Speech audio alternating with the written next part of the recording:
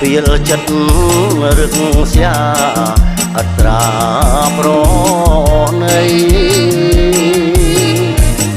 ក្នុងស្ថានភាពនេះជំលៀកខ្លួនឆ្ងាយបងវិចមួយស្ពាយតាមខ្លួនយប់ថ្ងៃព្រោះតែ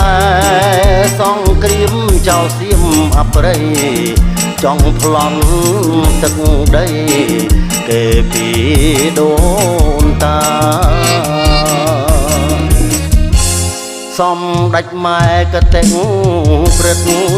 បនដឹកបុនរានីចុកទាល់ដល់ទីផ្ដល់ស្បៀងអាហារសងទីជុំរកជួយយកអាសាជាដំរើការបច្ចុប្បន្នបន្ត